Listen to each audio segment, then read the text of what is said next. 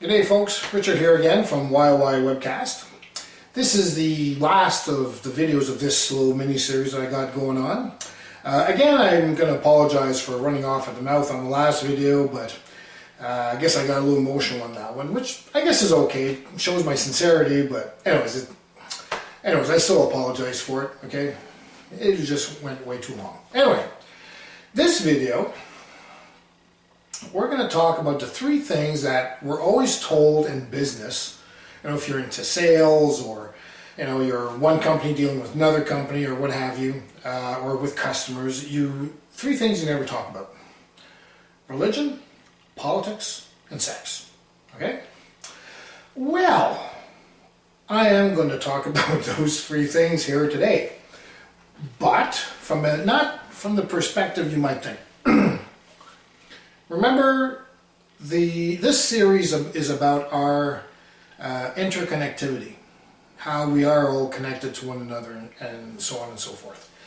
And this video is where I'm kind of saying we've got to drop religion, politics, we've got to drop government as it exists, and sex, we've got to stop being hung up on things. I mean, that's happening, but it's got to happen even more, okay?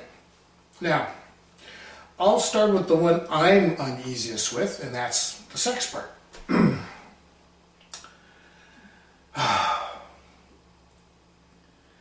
If you, you like what you like, okay? It's that simple. I don't want to elaborate any more on that. You like what you like, you have the fantasies that you have, and that's it. For me, there's only one rule to be had, okay? Do no harm. If you, I'm not even going to state any examples here, but if you fantasize about this, okay, and you can have this happen to you, and you do it without seducing someone who isn't smart enough to know better, if you can get your this without forcing anyone into it, if you can get your this with people who are willing participants because they're curious about whatever your this is, then go for it, okay?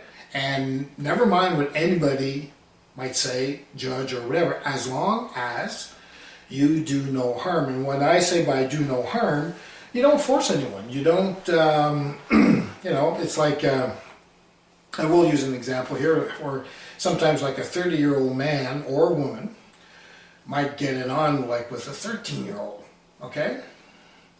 Now, from a physical point of view, that 13-year-old is able to do it, right? Because all the parts are there, and everything works, and because everything's fresh and new, everything looks fine, if you know what I mean, okay? But if you're an adult and you're introducing adult things to, for all intents and purposes, at 13, that is still a kid, okay? I mean, if a 13-year-old goes ahead and wants to, how can I put this, satisfy their curiosity, and they go exploring with another 13-year-old, well, at least they're on an even keel, intellectually, emotionally, you know, psychologically, okay? I mean, at least you would hope so, okay? If an adult, and I mean, I get it, I know sometimes some 13-year-olds can be pretty forward, okay, and forceful, okay, depending on how they are inside, so to speak, okay? But even then, if they come on to you and you're an adult, and I use the age 30, I mean, if you're 20, even you're 18, okay, and they come on to you, if you are an adult and you understand that you might be, how can I put this, introducing a habit or an experience or I I don't know, it's something that they're not ready, that 13-year-old is not ready for, either physically or psychologically or emotionally, and maybe even spiritually, okay, then you're doing them harm, okay? I mean, if a 13-year-old and a 15, 17-year-old kind of explore each other, I mean, there are exceptions, okay, and not exceptions. I mean, I could see where, I mean, age in on itself should not be a determination of can you or can't you, okay, from either perspective. What needs to be considered, and this I admit is the hard part, is the intellectual, you know, the two individuals, they're intellectually, do they match or come close? Emotionally, do they match and come close? Psychologically, do they match and come close? If yes, then age in on itself isn't a big deal, okay? Sometimes I see like a 25-year-old with a 40-year-old, but you see them together and they fit, okay? They're at the same level. I mean, let's face it, girls especially tend to be more mature than men, so sometimes a 40-year-old guy with a 25-year-old gal, they match. And sometimes it's the reverse too. Sometimes the 40-year-old gal with the 25-year-old male, sometimes they match. It all depends, but are they a match? So, you know, I use the 13 as an age, but if you're 30 and you're seeking to partner up with, say, a 23-year-old, you might say, okay, they're old enough, they're legal and all that kind of stuff, but if you can tell that emotionally and or spiritually and or psychologically they're not ready for you, back off. Whether you're a man or a woman, back off from that partner who is not ready for you. You may do them harm. So to me, that is my prerequisite to sexuality. Anything goes, as long as you do no harm. Okay? One rule. That's it. But it takes a mature adult to figure out if that rule's being broken or bent or what have you. Okay? So if you're with someone and you're trying to be mature about it, and the one you would assume to partner with can't get your maturity, then just don't go there. Go somewhere else. Go knock on another door. And even if they're the ones that came to you, okay, just because they're being aggressive doesn't mean that they are ready for whatever your it is. Okay, all right. So I'm going to leave that one at that. But I will touch back on it at another conversation. Okay, religion. Okay, this one here is a touchy one. I think I did do a video about religion already, I think. You gotta remember, I've deleted some videos here, so I'm gonna have to go check my repertoire to see if I did a long version of this religion subject. And if not, if you want me to do it, I'll do it. But basically, I believe that religion was a construct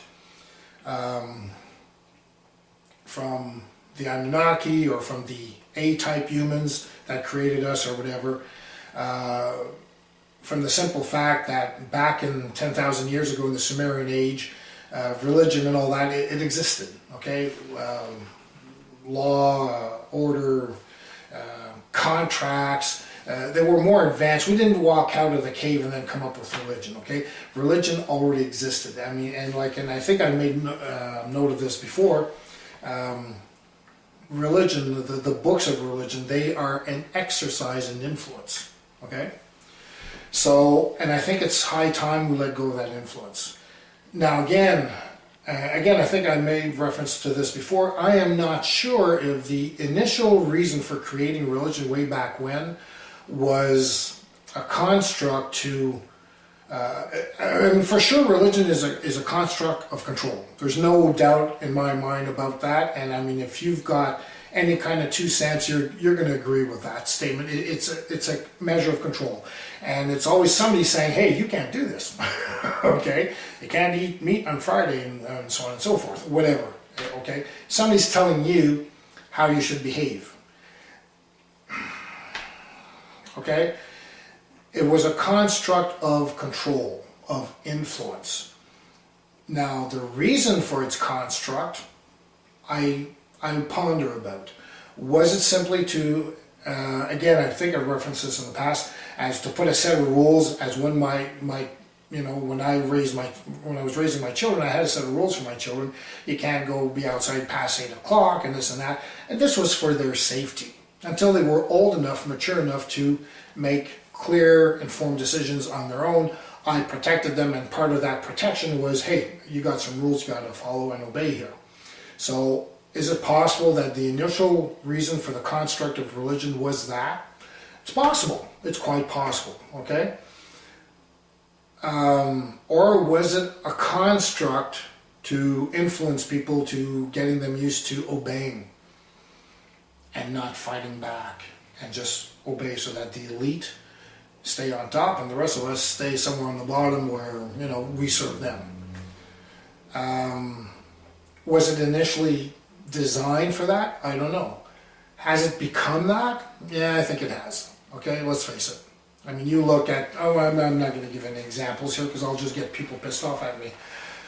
I think we're old enough to understand now that we don't need religion. We don't need a book there shouldn't be a book anywhere telling us how to behave towards one another.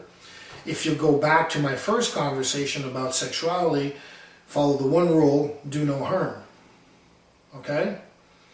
If someone wants to believe that differently than myself, okay, I believe that the universe in its entirety is God. If you tend to believe, I think the universe is just in space, and in there's a consciousness that came into being. Okay? And within that consciousness we were created, and you believe in that. So you understand your version of God is smaller scale than my version of God. Okay? I think a lot of people who are religious, I don't even think they consider this question. Okay? In the sense, is your God local? Does your God cover just the Milky Way, our galaxy?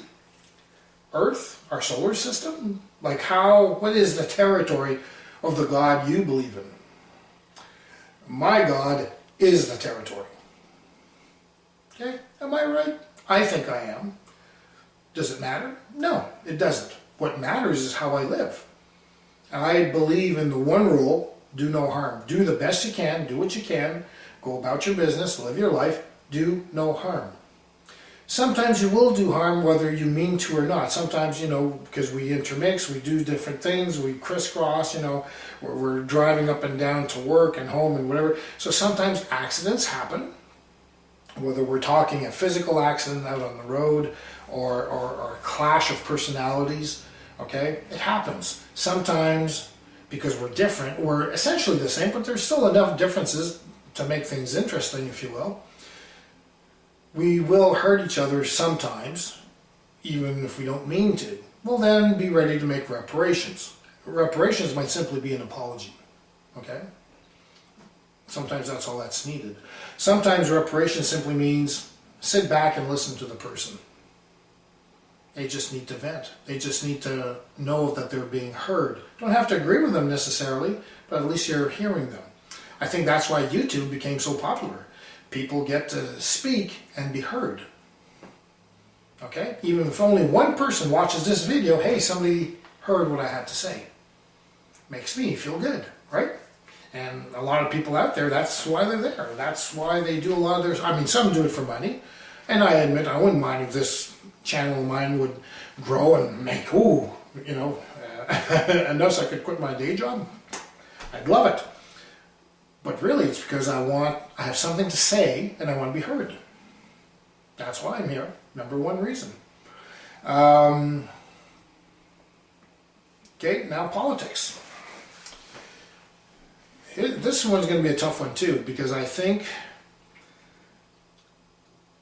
how can I explain this? I don't believe in law, in the sense that, here, let me give you an example. Better if I tell you a little story. Not too long ago, my partner, she has 2 dogs, and after work, I was always the one stuck to bring the dogs out for a walk. And I've been going to the same spot, which is kind of like a half-abandoned road in the woods. And there's a sign there and all that, but I mean, there's a gate. There's a research center way back at the far end of the road. A lot of people may or may not know it's there, but I do know it's there. But it's basically about a mile. I'd say it's about 2 miles long. It goes into the woods. It used to be farmland before, but it got expropriated by the government. And a lot of people bring their dogs there for a walk because when nobody's looking, we take the leash off. And the dog can just walk around and do what dogs do. And to be quite frank, I don't like picking up dog poop, especially because it ain't my dog, so where else than to let the dog have a poop in the woods? And that's why I go there, and that's why other people go there too. Okay? And I've been going there for 5 years, and I've seen a whole bunch of people go there, and we all have the same thing. Once we're past the gate a certain distance, we take the dog off the leash and we let them go. Okay. Lo and behold, one day, I get there, and there's a green truck, so it's an enforcement truck, an enforcement officer vehicle, okay? Nature and all that. So I'm thinking he's there because I mean there's a bird feeder not too far away, so maybe he's putting food in the feeder. I mean, I don't know why he's there. And so I get out of the car, let the 2 dogs come out, you know, and we're maybe just go, and I always park close to where the gate is, you know, where no traffic is allowed beyond. And I go walking on the old roadway, and maybe, 30 feet past the gate, you know, going to do what I've been doing for the past 5 years. And so this 2 officers come out, and one of them you could tell was being trained. I guess he was very quiet, tall. The other was a short guy, and he's like, "Excuse me, sir, you know, blah blah blah blah blah. Yeah, you can't go there. You got to keep your dogs on the leash and this and that." And I just turn around, and I'm in a good mood. I'm not in an argumentative mood or anything like that. And I say, "Oh, come on!" I said, "People come here so they can let their dogs go." Okay, and that's all I said. And then, with no more anger or whatever, just the way I said, maybe a little bit louder because he's 30 feet away from me. Can't want to yell into the camera, but I said, "Oh, come on." I says, "Everybody comes here just for that." So he starts stomping around the gate. "You will listen to me." And I just went, "Whoa, buddy, okay?" I'm one of those people who, I respect police officers. Or enforcement officers for what they do. They can put their lives at risk for us and this and that. But I never believe anyone's authority over me is absolute. And if you're one of those officers of the law that you happen to think that because you've got a badge on your chest that your power over me or anybody is absolute, I'm sorry, no it's not. Okay? We're human beings. Under that uniform, you're just another human being, and if you want to tell me something or convince me of something, don't throw your badge in my face, okay? And that's what this young man was going to do. And he's coming down, "You're going to listen to me," and I go, "Whoa, buddy." And I knew right then and there where it's going to go. Now, and because the 2 dogs, one of them is a black lab, okay? And he's about, I'd say 8 years old now, and then her second dog is just a little Chihuahua / Dachshund, okay? And he's a young dog, so at that point of the incident, he's about, I'd say 15 months, okay? So he's not quite, doesn't have all his smarts yet. He listens and all that, but not quite 100%. The big dog, the black lab, he's 8 years old. He listens. He doesn't need a leash, okay? If I say here, doesn't matter if there's bacon on the ground, if I tell him to come here, he will come here, and I tell him to sit and stay, he will sit and stay. He's still going to want to eat that piece of bacon, but he's going to listen to me, okay? So he does have a leash, but it's a psychological one. And I would have been more than happy to explain that to the officer, but I could tell right then and there, he wouldn't have listened to any kind of reason other than, "Oh, you have to obey the law," okay? First of all, if any law, and I don't care what law you want to state or quote, anytime any law is treated with absoluteness, it's an unfair law. It's not going to be a just law.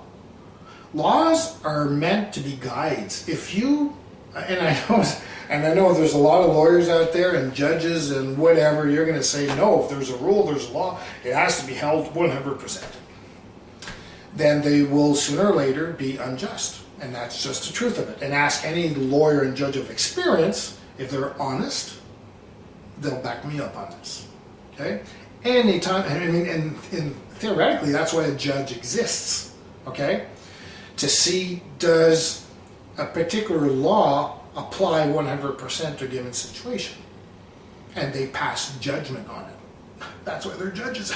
Anyways, I know from a lawyer point of view, it's a lot more complex than that. I get it. But what I'm saying is it's too complex for nothing.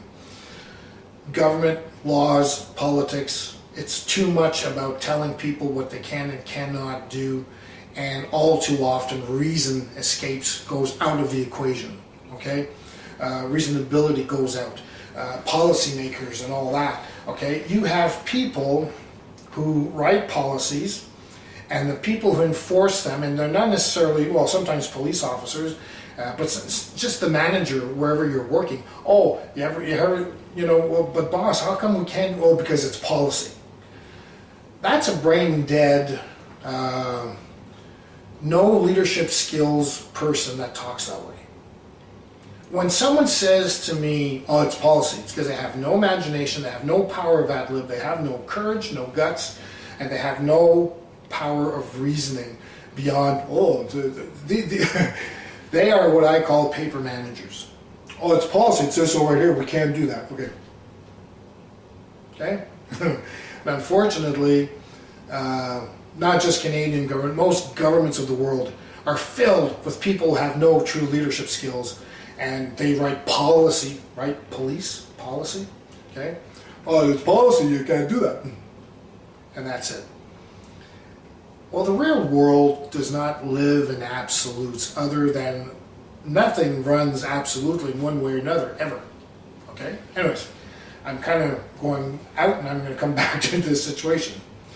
So this officer now, like I said, when he started stomping towards me, I said, okay, never mind, I already know your type. I says, I'm leaving. Oh, you put the dogs on a leash. I said, I got this one leash, I put it on the low dog. Well, what the other one? He's going back in the car. I mean, I'm 20 feet away from the car, and I'm explaining this to the officer as I'm walking away. I says, he's on the leash right here, he obeys. See, he needs to go for a pee, he needs to go for a poop, and yet I'm telling him to get in the car, and he's not arguing with me, he's getting in the car. Okay, so he is on the leash of sorts. Okay, see, the dogs are in there, you're happy now, there's no loose dogs, goodbye. And I got in my car and I drove off. There's more to this story, there's other people there, but that, to me, doesn't matter to the point I'm trying to make. I then drove off to, literally, I went 5 minutes down the road, where I knew there was another side road, adjacent, and basically the same wooded area that I was just 5 minutes before, but there's no sign that says a dog can't be off the leash. There's no signs at all. Did I say leash? That dogs, you can't take your dogs for a walk, and they cannot be off leash. There's no sign at all. And I brought the dogs there, let them have their pee, their poop, and got back in the car and went home. Okay? But because there was a sign there, which backed up his authority, because he had a badge, I was supposed to listen to this guy, absolutely, not even give him a hard time, not that I want to give him a hard time, I wanted to reason out with him. Listen, I'll put the leash on the little dog, but the big dog, he listens. Is that okay? And actually, the little dog, even though he doesn't always listen to me, he always follows the big dog, because the big dog is his alpha. And because I'm the big dog's alpha, they always listen.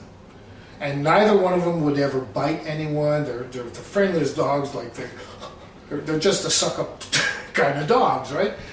Anyways, would love to explain this to the officer, and I know, and if the officer had said to me, and I know that's probably what he would have, had he been a reasonable officer, I understand that, sir, but there is a bylaw and they should be on the leash and this and that. And, okay, well listen, I got the one leash, I'll put it on the low one, but we'll get back in the car, because I didn't come with his leash because he listens and all that, so I'll just go somewhere else where it won't be an issue, or we won't bother anyone. Okay, have a nice day. I would have gone in my car, no huff, no puff, no muss, no fuss, okay? Instead, I walked off angrily, and he was angry, and he says, if you ever see me again, I said, I won't just walk away. And I got in my car and I drove off. That was the end of it. And ironically, I did see that man a little while later in another park, but I didn't have the dogs with me. And I know he sat there and he recognized me. He never walked up to me, never said a word. Okay, which was a good thing, because he wouldn't have liked what I had to say. Anyways, ironically though, maybe he should have. Because maybe then, now he was alone in his truck, he didn't have that.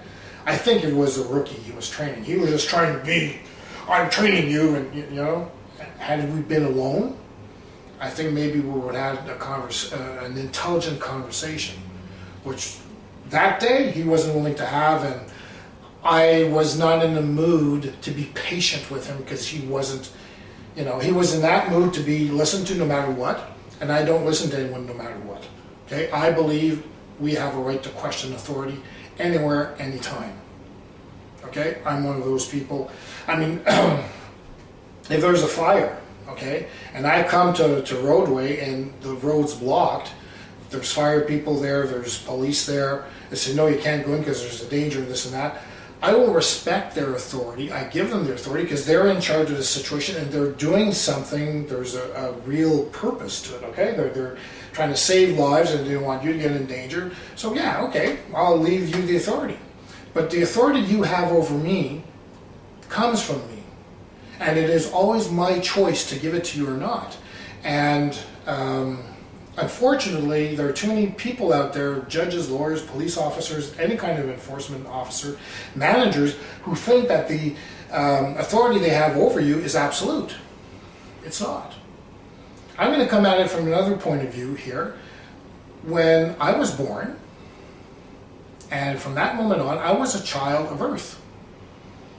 Not a child of Canada, not a child of Ontario or Quebec, actually. I was born in Quebec. Okay? That's a political thing. Beyond that, I'm a child of this galaxy. I'm a child of this universe. I am a child of God. Just like you. And I live by one rule.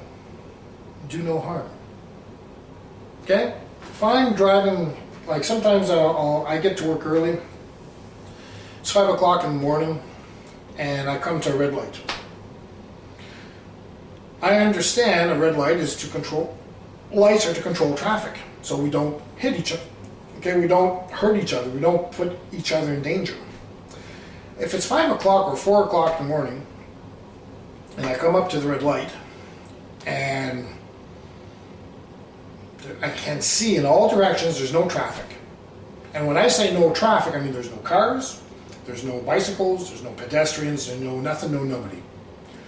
I ain't going to wait for the red light to turn green. Why? Because I am a child of the universe, and the universe gave me a brain, and I'm able to make the decision, oh, it's safe to go. There's no traffic. I'm it. Okay? Even if there was one person on the corner across from me, I will sit there and wait for the red light. Why? Because we are both agreed that we let the lights direct us, our traffic, so that I don't run over you or that you don't bump into my car because I'm crossing when I'm turning when you should be waiting for the light to turn green for you, or for the little man to go white, okay? Or the red hand stopping you. And do you understand what I'm saying? But if there's nobody there, but if there was a cop hidden in the bushes, he would have the right to stop me and give me a ticket. Okay? And the absoluteness of the law. He would then have the right to reach into my pocket and steal from me. And we call that legal. Who's doing who harm right then and there? And I know it's happened. It hasn't happened to me. I did have a cop stop me once because I did burn a red light in like 3 o'clock in the morning. And, but he was kind of hidden and he turned his lights on. He came after me. He says, you know he burned a light? Yeah, I know. I says, be honest now, did you see any other traffic? Did you see any cars? Did you see any people, any pedestrians? You were there, I admit, but you were hidden. You were there on purpose to trap. So I says, you don't count. So was there any traffic? Was anybody moving? Was there any bicycles? Any people walking on the street? He says, no. I'm smart enough to know it's not dangerous. I went. He didn't give me a ticket, but he could have. Okay? Had he given me a ticket, okay? And he didn't, and he says, yeah, actually, I did see you look all around before you burned the light. Well, there you go. So you know I made an intelligent decision. I just didn't burn the red light for the sake of burning the red light. He did the right thing by letting me go. Actually, he shouldn't have stopped me in the first place, as far as I'm concerned. Okay? If he knew, just by his admittance right then and there, he knew I made an intelligent decision, that I checked for everyone's safety, including my own. Why'd you come after me? That badge, okay? Authority can be a dangerous thing. And I think we should change our government to what's a more flat government, where there's less authority. Because you know what? People, for the most part, want to be good. And we need to have faith in that. In 2003, there was this huge ice storm, and it knocked out power in a lot of regions in Ontario and Quebec, some places for weeks, like I think the longest was 6 weeks. In my neighborhood, I got lucky, 3 days. That was it, okay? And, but in and around the city, it was a week. Some places inside the city was 2 weeks. Well, you know, it just depends on how many lines were cut and all that. In our particular neighborhood, we were 3 days out of power and that was it. Cool, right? The point I'm trying to make is now, because the power outage went on for so long, police officers weren't around to be seen too often. Okay? Because they had to manually pump the gas into their cars. Take a lot longer. So they weren't ready to roll all the time everywhere. So what they did is the police officers that could get to work got to work and just sat at the station pretty much until a call came in and they knew they could go something like they'd fill up the tanks manually with a hand pump, okay, but they would only drive the cars out when there was an emergency to respond to. Other than that, they didn't patrol, they didn't do anything, okay? Now you might expect in that time there'd be a lot of looting, breaking and enterings and stuff like that, and there wasn't. There just wasn't. There was no need for the police. And people, because they all of a sudden they had no cell phones, they had no TV, no nothing, you know, because they had no power, they walked out, they would talk to each other, they helped each other out. Some people had generators, some people didn't. So some people would boil water, you know, this and that, for other people. People helped each other out. We don't need government. We don't need, at least not the way it exists, okay? I think we need to go back to a more tribal way of doing things. I think we need to mix, we want to talk race here, you know? Indigenous tribes all over the world. Now this is going to sound racist, but the white men of the world, okay? We've stomped on Aboriginals all over the world. In America, in Australia, in South America, okay? We shoved them aside, we put them on reserves, we told them they didn't have rights, and anyways, we said your way of doing government is no good. You know what? I think they had it right. We're the ones who have it wrong, okay? We are wolves, okay? We bite each other, we attack each other. And an Aboriginal way of thinking, I mean, they had their wars too, and I know they did, but I think the best way of government would be a kind of a mix between white man world, okay, legal system, and tribal law. A mix of the two. I think we should have a kind of a flat government in the sense that government or government departments, the only thing they do, that they have they shouldn't even have any power. What they should be doing is providing statistics and where they manage our resources in the sense that if you've got a certain amount of square areas, you got so many farmers creating so much corn, well then, okay, we know we can bring this corn to these people, we can feed these people. So they're managing in that way, and that's it. And the only law we should all live by, and that's where I think maybe the Bible and the original religions might have been, just, I think they had the right idea, if it wasn't a control mechanism, is to keep law simple. I say one law, do no harm. Okay? 10 Commandments, they kind of make it a little bit more detailed, and again, I think I can see human will to control others put in there. Maybe I'm too simplistic with the one rule. Maybe we can make it 3 rules. Do no harm. Don't kick your guy in the nuts. I don't know. So do away with religion. If you want to believe in your God, your way, knock yourself out, as long as you do no harm. As long as you don't do actions or allow actions to happen that causes harm. Do you understand what I'm saying? I think we're too complicated. We've got too many laws, too much, and because religion, they have their rules and laws too. And let's keep it simple. Do no harm. Now I know there's just that simple premise is not enough. We need to have understanding, if you will, of communication of what do we as a group of people think right and wrong is. Okay, and that's where the laws come in and all that. And I kind of get it. But we have to change how, if you don't want to do away with the whole law thing, 100%, I mean, we're ridiculous right now. I mean, a cop can come and give you a ticket because you had a pee, you couldn't find a washroom and you went in the bush over there and there's nobody looking at you, and you relieve yourself. You can actually get a ticket for that. Are you doing harm? Well, maybe you're hurting the flower that's there, but it's not, let's face it, you don't want to do that all the time. It's just that, there's no washroom close by. So rather than create a law that says, well, you're going to get ticketed if you do that, how about you have public washrooms everywhere, open to everybody? Every corner of every block or a second block, right? Instead of making a law, do something so that the issue isn't a problem anymore.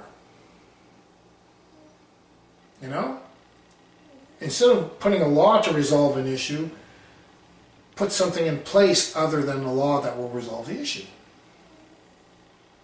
This tape could go on for a long time. This video could go on for a very long time with this premise. But what I'm saying here, let's do away with religion. Let's do away with hierarchical government. Let's do away with hierarchy. I mean, if someone leads a group of people, is because it's recognized by everyone in that particular situation that the person in charge has proper leadership skills. And we will instinctively go to that person or to those people. And if the situation changes and leadership changes simply because the talent for another task goes to someone else, to these people, because they're more knowledgeable, they can better lead in that situation, then let them lead. Don't take a vote. You will just naturally follow the people that make more sense. Everyone following the premise, do no harm. Whatever it is we do, is for the benefit of all. So that's where the tribal mentality comes in. Do away with law. Do away with religion. Go tribal. go midway with government, but government where it manages the resources for all, and only from a top level point of view, but everyone gets to see, but it's truly transparent, and everybody gets to see where the resources are going, and everybody, and I mean everybody, gets to vote on how the resource, where and how the resources go within the community. Just an idea. So anyways, that's my last video on this series. I can certainly do more videos where I go on about certain points that I've made, but I think it's a good condensation of everything that I believe we as human beings are capable of doing. We're capable of getting along, we're capable of being together, okay? And if all else fails, go back and at least watch the first video. Because the one about the universal mind, I think that's the best one. And the one about gravity, because gravity kind of explains how everything does link together. That one's kind of cool too, okay, if you can see it in your mind. Anyway, Richard here from WYOY Webcast. Talk to you later. Bye for now.